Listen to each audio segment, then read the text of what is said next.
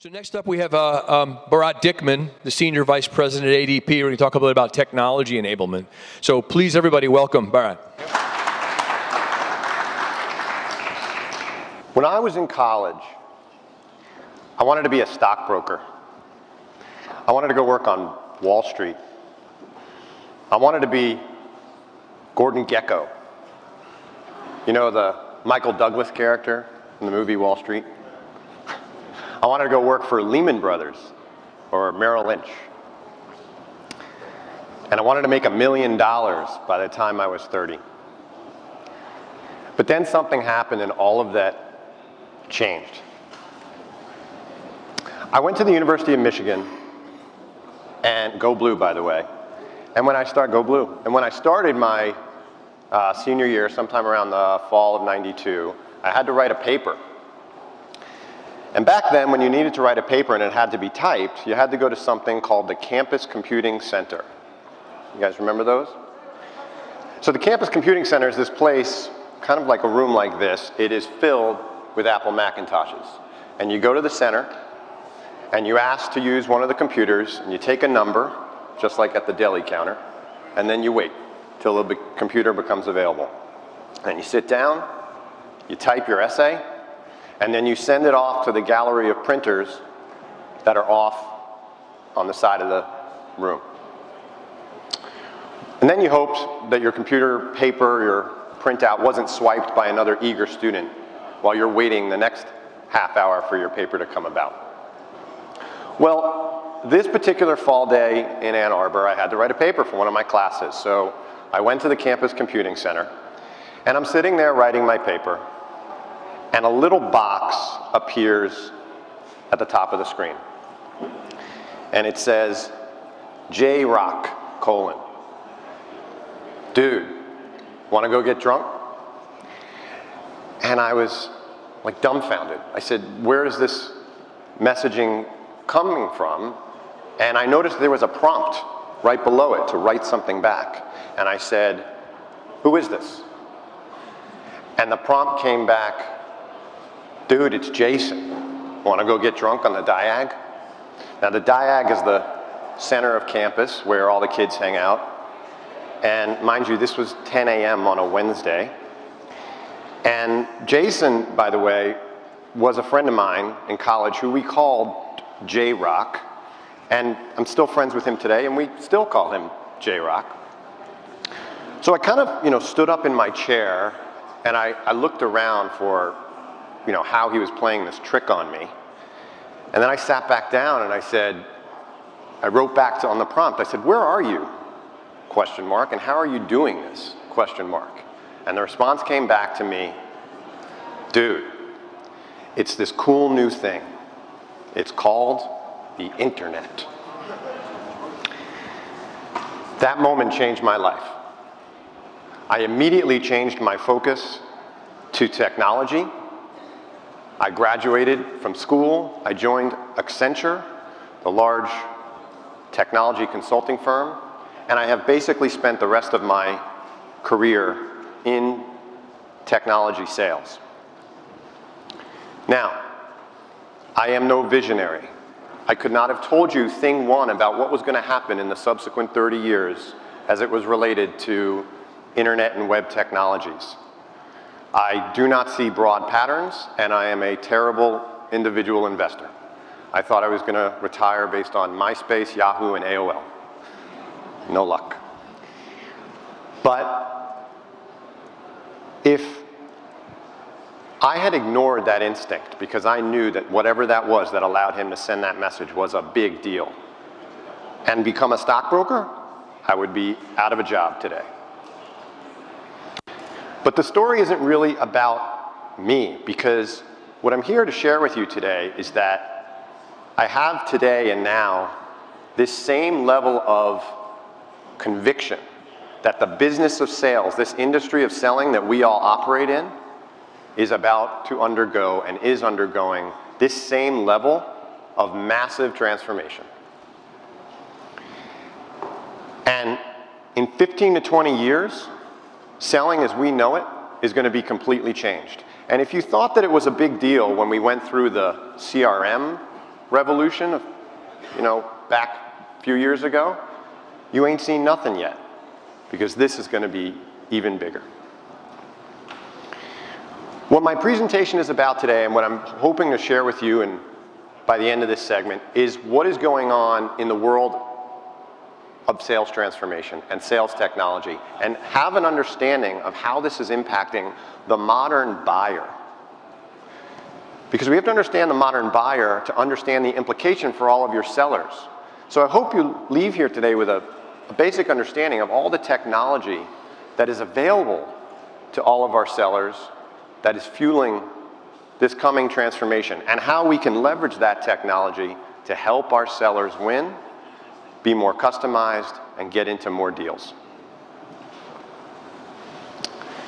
My name is Barat Dickman. I'm the Senior Vice President of Worldwide Commercial Operations at ADP.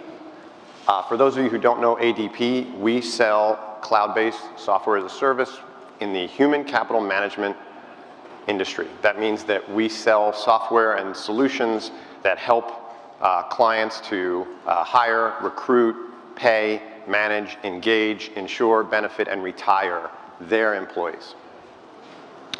We have an extensive data set. We have over 1 million clients worldwide, and then we have the data on all the employees of all of those clients. And we use this data to recognize early trends, provide these data-driven insights to our clients and prospects, and really to further tailor our products to be effective in today's world of work.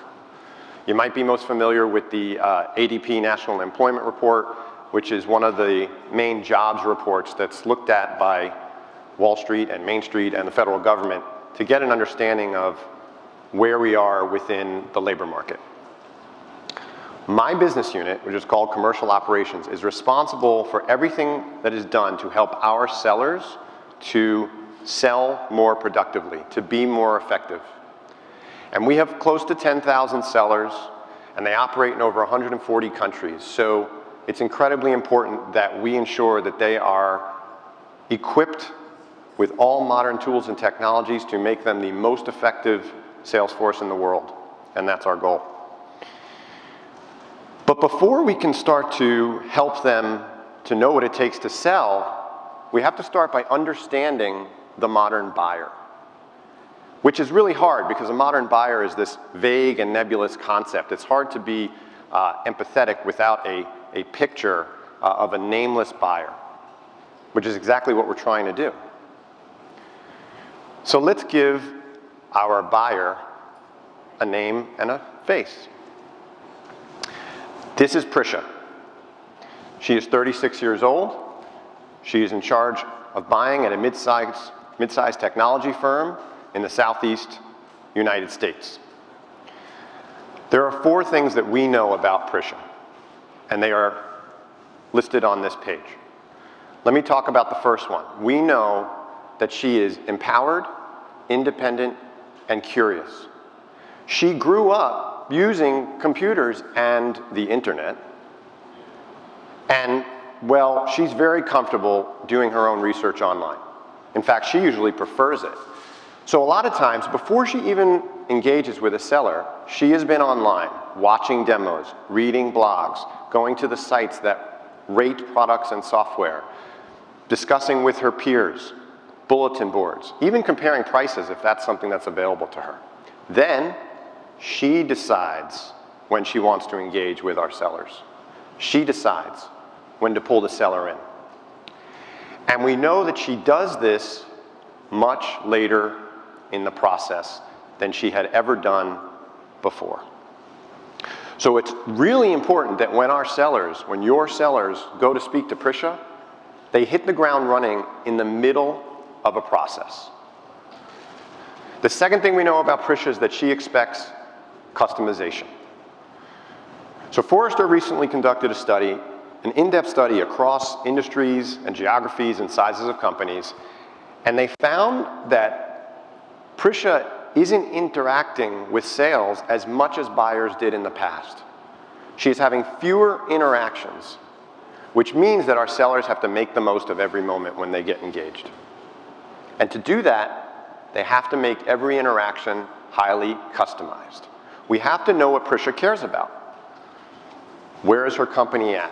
What are their needs? What are their challenges? Who is her incumbent provider of the solution that I'm going to try to pitch her?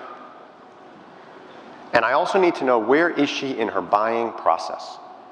Because she's already done a lot of research. And so when your sellers arrive to speak to Prisha, it has to be a customized presentation. Everything about that presentation has to be customized. The value prop, the collateral, the demo, the pricing, the third-party partners that you might bring in to work with you. All of it has to be targeted and relevant to Prisha's situation and what she's particularly looking for. The other thing we know about Prisha is that she prioritizes trust. She wants to buy from people that she likes. This is simple but true. In today's market, with so many digital interactions, believe it or not, this is more important than ever. Our sellers need high emotional intelligence, EQ. They need to be adaptive and empathetic and intuitive. They need to be active listeners, and they need to pick up on her verbal and nonverbal cues while they're interacting with her. All of these things are helping them to develop trust and rapport with Prisha. Because when Prisha is done with her process or getting close to the end, and she's trying to weigh different options, she's going to revert to that provider who she feels she can trust. She's looking for someone who gave her a thoughtful response, someone she had a positive interaction with. When you have fewer interactions, this element of rapport and relationship matter even more than they ever have before. And lastly, Prisha is super solution oriented. Now this one is not new. We've been selling solutions for years, but Prisha is even more so than in the past. She is a forward-thinking buyer. She is looking for a solution that will help her fill gaps for her current needs today, her needs in the future, and not just a single gap, but as many gaps as she could possibly cover with your solution. So she's looking for a partner, not just someone who's going to save her current time, money, and energy, but also do that going into the future. She's looking for someone to help her think through her challenges and help her go through her own journey. And if you can effectively do that, the research says you will win her loyalty. Okay, so now we know our modern buyer Prisha and what she is looking for. But how do we meet all of these new modern expectations? Today, we have an incredible number of sales technologies on the market. Many of them are referred to as sales enablement technologies. Remember the slide that Warren had up there with all of the different technologies on the market today? It's no joke. That's exactly what's out there. Now, on their own, even without the technology, sellers are facing a tougher challenge than ever before. Their jobs are infinitely harder. This same Forrester research that I referenced earlier described cold calling as not just ineffective, but extremely ineffective in today's market. And the deals themselves are more complex. You have buying committees, you have legal reviews, you have multiple levels of approval, you have privacy reviews, security reviews, GDPR reviews outside of the US, you have DE&I reviews. All of this makes the deal cycle longer and makes it harder for your seller to get to end of job. So sellers need help. And they're the greatest investment that we can make. So by leveraging some of the sales enablement technology that's out there today, and particularly the power of data, we can help them sell more efficiently, cut through the clutter, and meet Prisha exactly where she is.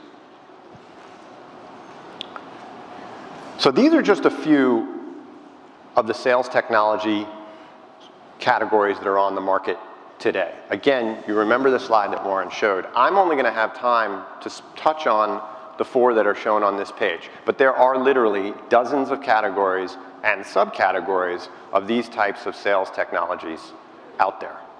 And if you're interested, you can easily research These, you can Google it, you can speak to Forrester or Gartner. They have excellent frameworks that are a lot like what was on Warren's slide that categorize the technologies into different areas. They call it their revenue stack technology framework. That's the name of it.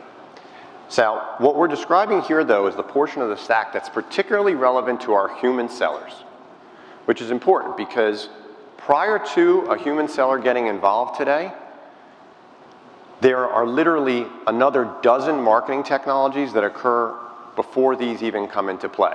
And those technologies are used to move a prospect from completely unaware and unknown to a warm lead. But today we're going to touch on these four, and let me start with the first one on the left. In this new world, thanks to machine learning, sellers are able to receive insights and coaching from anywhere at any time. So they're able to get data on what's working for them and what isn't. That helps them perfect their sales messaging and their product demos and their presentation. The software can be used to coach to ensure that your sellers are focusing on the key value props, the messages, the specific competitor information that you would like them to be saying, and the overall tone of the presentation. It can truly ensure that they are targeting and pitching your product the way you want them to be doing it in today's world. Now, they also, though, can help them perfect the portion of their presentation that is non-specific to their content. It can look at their pace of speed of speaking, their hand gestures, their eye contact, how many times they say It even can say how many times they take a drink of coffee or the person they're speaking to takes a drink of coffee. It can measure how much time they are speaking and the prospect is speaking. And it can use this information to help coach them so that they can have the very best selling conversation that you want them to have. And the software works in two ways. It can happen in practice mode, where you literally present your pitch to the computer and it immediately gives you real-time feedback on how you did. It can also monitor live selling conversations. It is almost like the how to win friends and influence people sales coaching software for the modern seller. And it can literally help your sellers build greater trust and rapport. Now, secondly, if your sellers don't really know the competition, it is very difficult for them to compete effectively.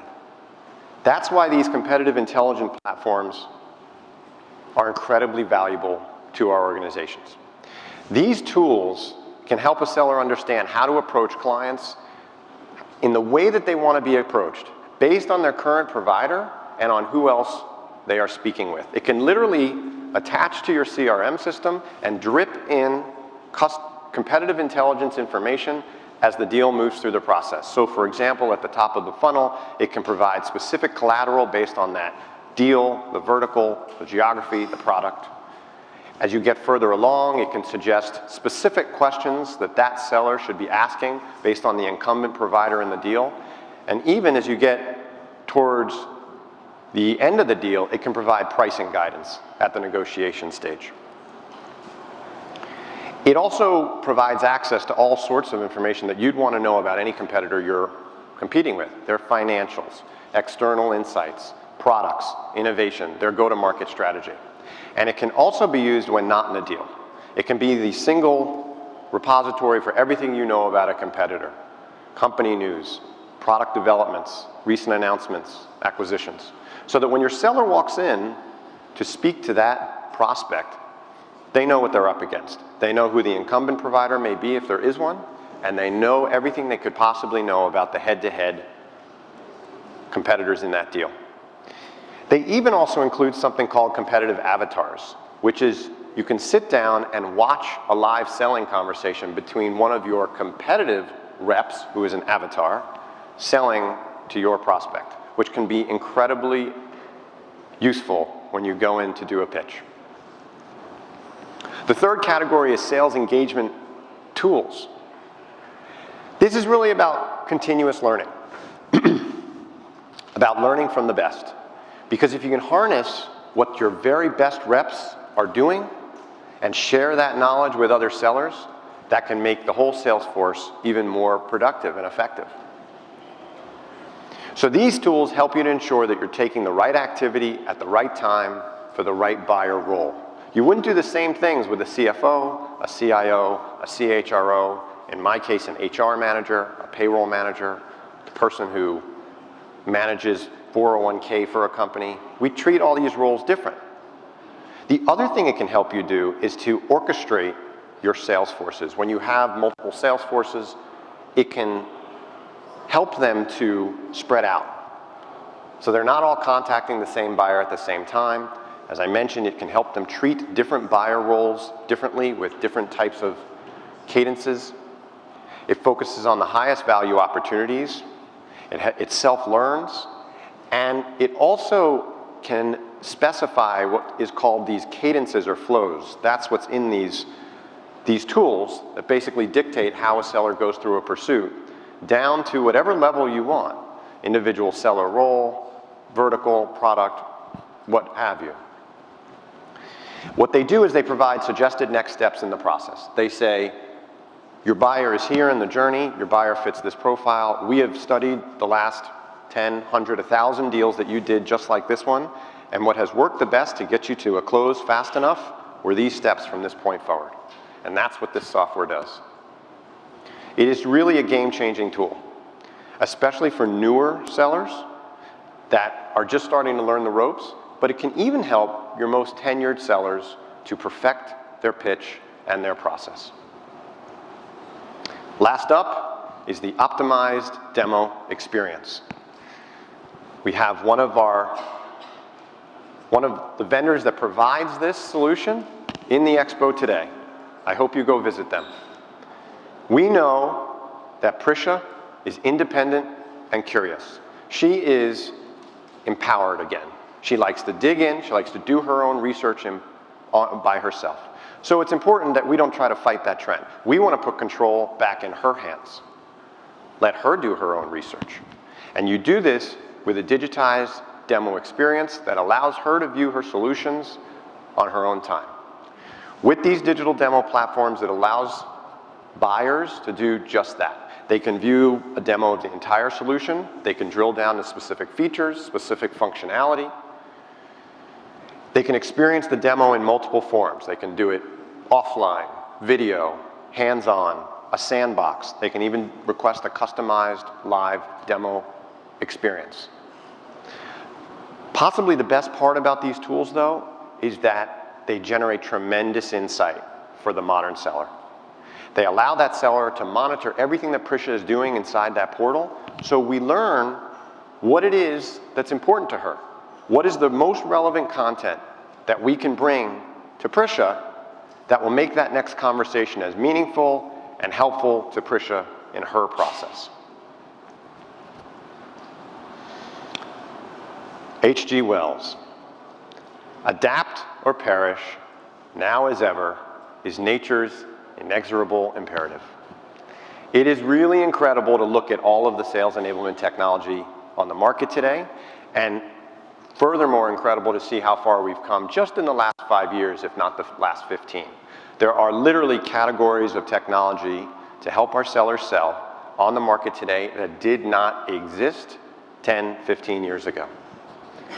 And the sales process now is more visible and data-driven than it has ever been in the past. We are able to analyze processes, dig into specific conversations, monitor every digital interaction with Prisha and anything that we care about. And we can also find out what's working and what isn't in terms of all of our marketing and selling. And as technology evolves and we make progress in machine learning and artificial intelligence, these tools will be able to generate even greater insights for our sellers. It is truly all about harnessing that data. It's about making those data insights go to work for you, for your company, for your seller, to help them be more productive. Because it is clear that this business of selling is changing. It is changing rapidly. The buyer is changing, and that is what is driving the change in our world of selling. And a buyer is going to continue to evolve. Their expectations are going to continue to evolve.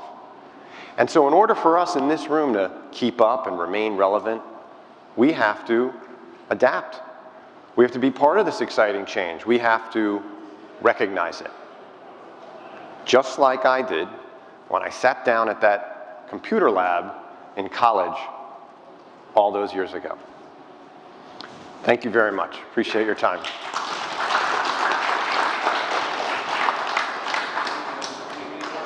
I'm happy to take questions if there are any. There's one over there. There's some over there. I think you have a loud voice, so just shout it out. Great talk, and I really appreciate the insights. I've actually done some work with ADP in the past, so you've always had an amazing sales force, okay, and it's shown over the years with you how you've dominated the market. By implementing this, I'm assuming that you're talking about what you've implemented as well at ADP. You know, we've got rules of sales, 80-20, 20% do 80% of the business, and all that stuff, and whether it varies up and down, of course. What impact have you seen on the actual sales performance of sellers by implementing this model that you've done? Thank you. It's a great question, and we appreciate you doing business with us. Thank you for that. So yes, we are embracing this transformation head on. Absolutely. We call it our modern seller journey. And we're in the middle of it right now. So we, just like everybody else, we are the 80-20. In fact, we sort of have a bell curve of performance, right? What we're very focused on with this particular transformation is that middle and trying to move them up to the higher end of that bell curve. And if you work with ADP, you might know this. Our middle name is data, right? We are analytic like nobody's business. So everything we do gets measured down to the nth degree. And we are measuring all of the implementations of these types of technologies, and I can tell you that the results are great. They're great. We're seeing our associates move deals through the funnel faster. They're getting to those appointments more quickly. They're able to be more customized. Another vendor that is here in the expo allows you to use video communication with your prospects and clients in an amazing way, and then provide analytics on that video communication. And we're seeing that be very resonant with buyers. And so we measure a lot of things, basically first appointments, what we call gaining access, close rates, win rates, all of that stuff. And we correlate it to who's using the tools and who's not, and the results are showing.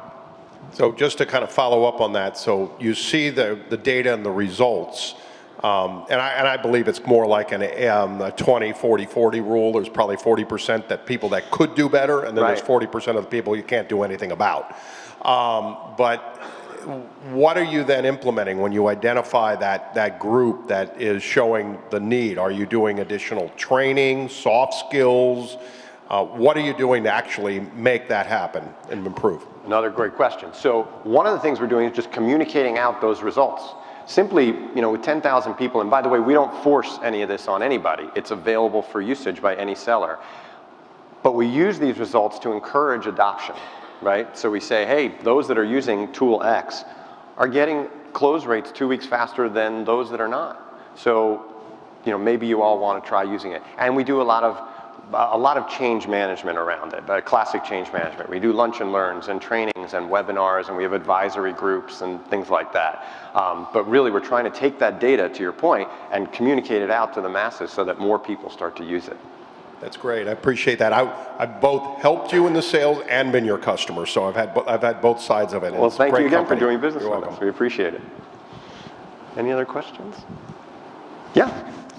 We actually have a question from the virtual audience. What vendor are you referring to out in the expo? So there's a number of great vendors out there. I think, without calling anybody out by name, all of them have a lot of value to be offered based on the business case. And I'm not going to throw anybody under the bus, but the vendors here are just fantastic. So I'm not going to name any names, but they're all really good. Yeah. Okay. But thank you for the question. Yeah, thank you. Yes? I'm just going to ask if you're running for office with the way you replied to that. Yeah, yeah. It's a very fair question. Yeah.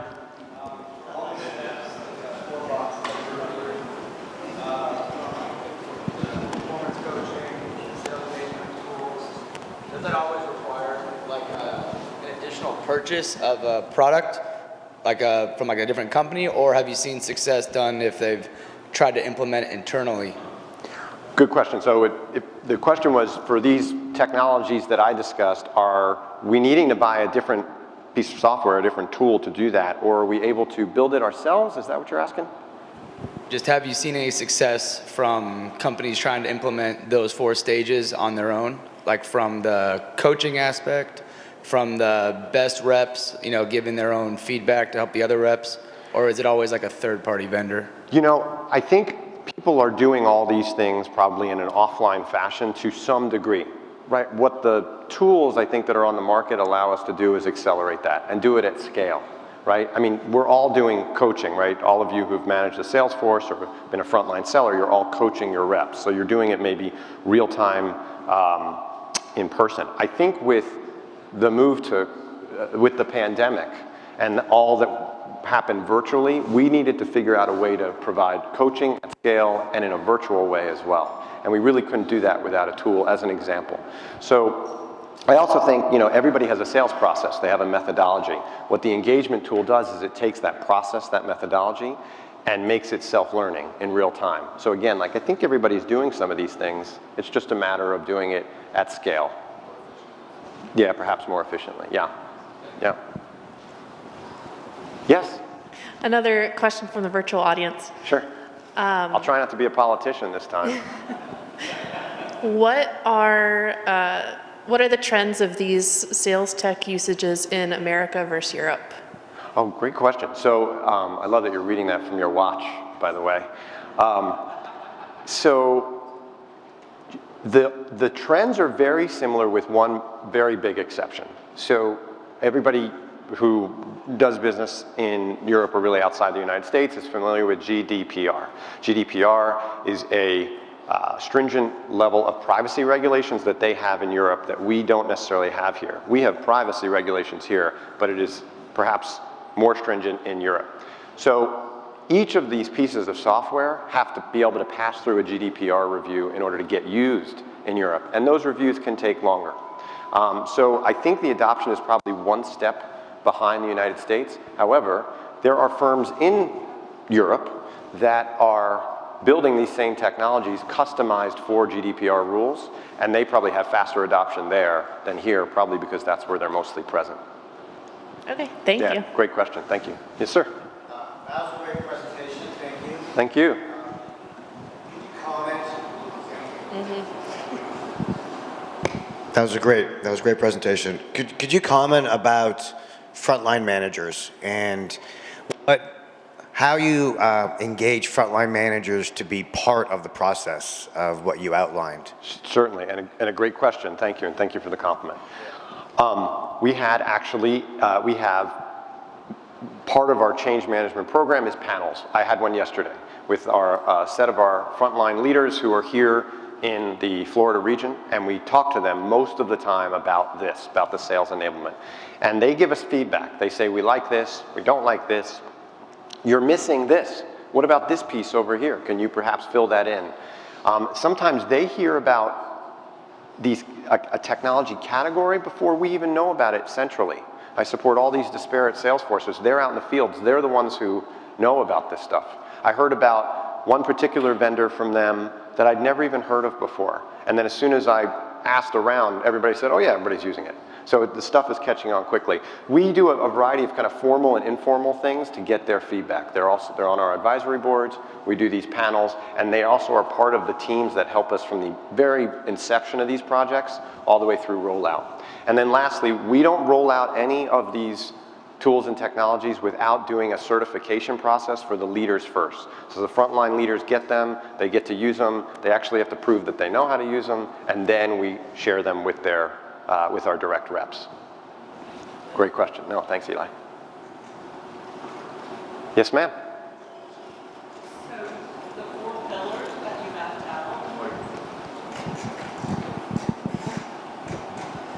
You mentioned that the 4 pillars that you guys have deployed at your company are all very effective on those 4 pillars. If you wanted to prioritize, where would you start to get the highest return? So, good question. I think of those 4, if I had to prioritize, I'd probably pick either I forget which one, the first or the third, right? So I probably lean towards the third for us. So again, we operate at scale. So I need that tool. That's the engagement, sales enablement engagement tool. That's the one that helps with the process, right? So I have to know that my new hires are getting up to speed quickly and that they can learn very fast what our best reps do and follow that. So I'd probably prioritize that first for us. Sales enablement. Okay, thank Yes. you. And then the second question was, you mentioned the avatars. Yes. Which was really interesting. Yeah. So is it almost like a virtual role play where the customer, they get to see the objections and is Yes. it? And Yes. it's leveraging AI? Is that? It is. So let's say, different industry, let's say I'm AT&T and you're Verizon, right? And that's our prospect right there. I could say, and I'm pitching him, I could say I want to watch the Verizon avatar pitch their solution to this prospect, and I can watch it on screen. And I can hear you, throw AT&T under the bus and hear everything that you say, from an avatar perspective, but that's what it's for. So I kind of know what I'm competing against when I go into the room with my prospect.